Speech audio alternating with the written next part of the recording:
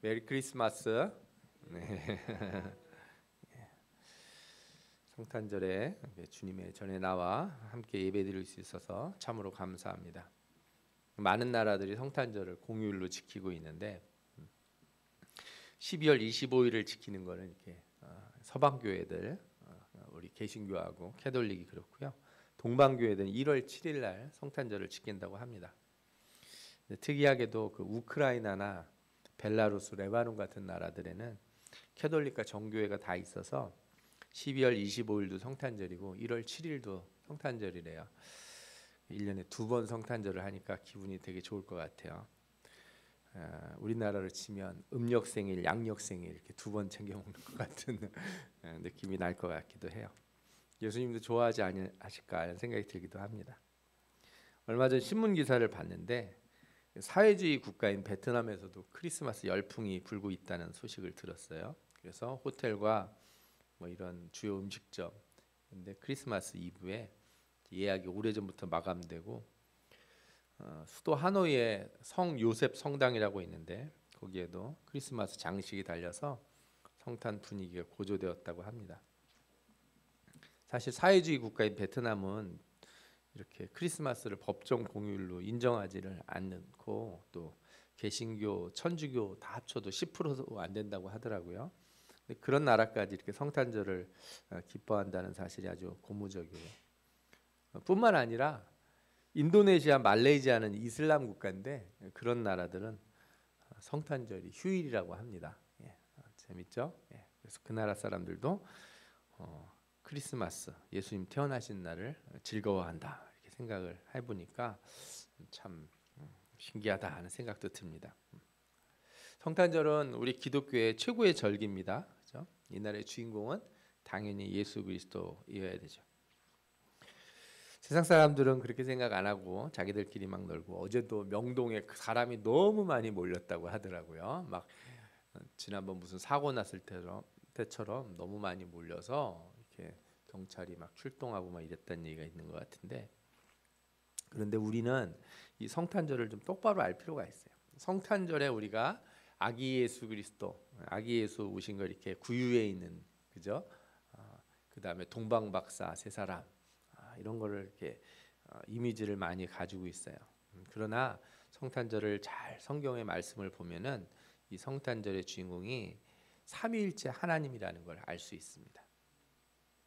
먼저 성탄은 성부 하나님의 약속에서부터 출발하는 것이에요. 하나님이 인간이 죄를 범했을 때 그들을 벌만 주신 것이 아니라 아주 중요한 약속을 해주셨어요. 여자의 후손으로 오신 분이 뱀의 머리를 밟을 것이다. 그래서 이 성탄의 이 언약이라고 하는 것은 갑자기 온 게 아니고 하나님이 우리 인간을 만드시고 인간이 타락했을 때 가장 처음 주셨던 약속이기도 하다는 거예요.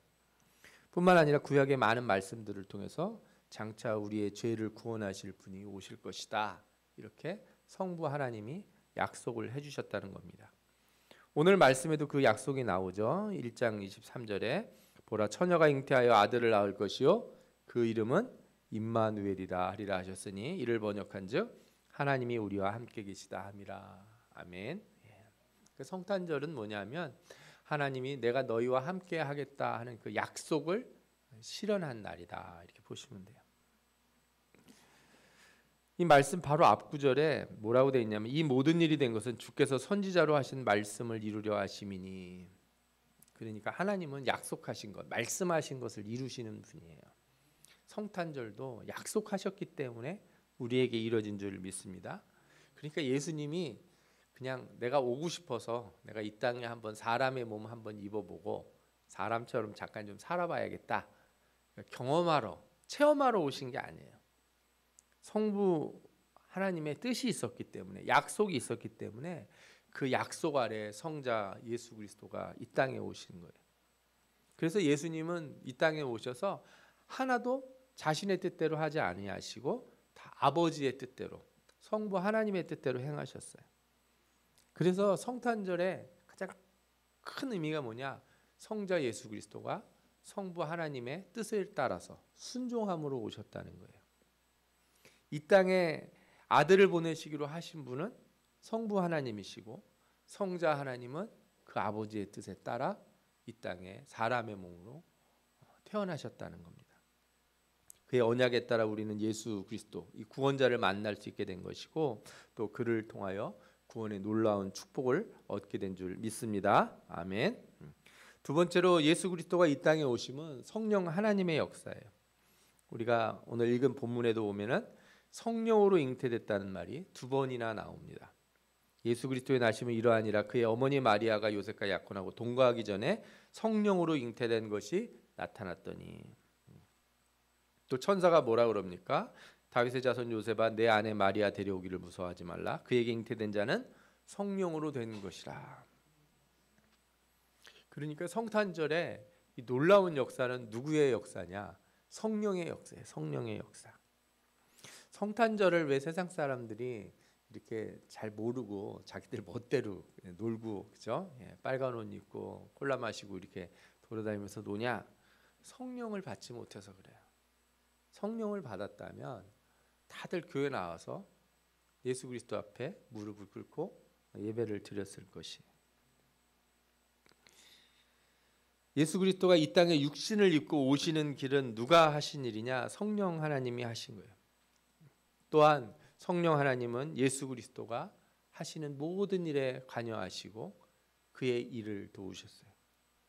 그래서 예수님도 성령이 임하시기 전까지는 사역을 하지 않으셨어요. 세례를 받으실 때 하늘에서 비둘기 같은 성령이 내려오셨어요. 이때 성부 하나님은 기뻐하셨어요. 뭐라고요? 이는 내 사랑하는 아들이요 내 기뻐하는 자라. 삼위일체 하나님의 놀라운 역사가 있을 때 성부 하나님이 기뻐하시고 성자는 성령을 힘입어서 사역을 시작하시기로 하신 거예요. 물론 이 말씀들을 오해하시면 안 돼요. 예수님이 성령 받기 전에 하나님은 아니셨다 이렇게 얘기하면 안 되는 거죠. 예수님은 이 땅에 오시기 전에도 하나님이셨고 성령도 마찬가지예요. 그분 이 성부 성자 성령은 영원 전부터 함께 계셨어요.